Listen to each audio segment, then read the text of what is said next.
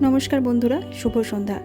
আম খেতে পছন্দ করে না এমন মানুষ মনে হয় খুব কমই আছে। তাই বছরে একবার এই আম শেষ হয়ে এলে মনটা সবারই খারাপ করে। আর এই আম ফুরিয়ে যাওয়ার আগেই সবার আবদারে আম দিয়ে বানিয়ে ফেললাম আমের কেক। প্রথমে আমগুলোকে ছোট ছোট টুকরো করে কেটে নিয়েছিলাম, তারপর একটা গ্রাইন্ডারে ভালো করে পেস্ট বানিয়ে নেব। আর কেক তো আমরা কম বেশি সবাই বানাতে পারি। ঠিক যেভাবে আমরা কেক বাড়িতে বানাই ঠিক সেভাবেই পরপর সমস্ত কিছু উপকরণ দিয়ে মিশিয়ে নেব। আমি এখানে নিয়েছি 2 কাপ ময়দা, 1 কাপ চিনি, আর হ্যাঁ, কেকের মিষ্টিটা যে যার পছন্দ মতো দিতে পারো। আর নিয়েছি 1 চামচ বেকিং পাউডার, হাফ চামচ বেকিং সোডা। এবার এই শুকনো উপকরণগুলো ভালো করে মিশিয়ে নেব। তারপর দেব সাদা তেল, 1 কাপ সাদা তেল দিয়েছি, আর 1 গ্লাস দুধ দিয়েছি।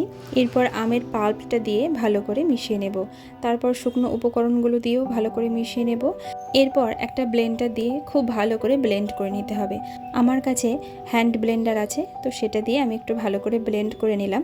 তারপর কেক টিনে দিতে হবে, কিন্তু আমার কাছে কেক টিন নেই, তাই এই অ্যালুমিনিয়ামের বাটিটাতে আমি একটু তেল ব্রাশ করে নিচ্ছি। এরপর একটু শুকনো ময়দা ছড়িয়ে নেব।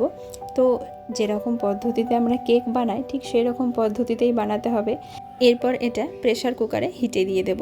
এরপর ওপর থেকে আমি ঢাকনাটা লাগিয়ে দেব, কিন্তু সিটিটা খুলে রাখবো। আর এটা হতে আমার অনেকটাই সময় লেগেছে। এমনি নর্মাল কেকের থেকে এই কেকটা হতে একটু বেশি সময় লেগেছে, প্রায় 1 ঘন্টা 20 মিনিট মতো সময় লেগেছে।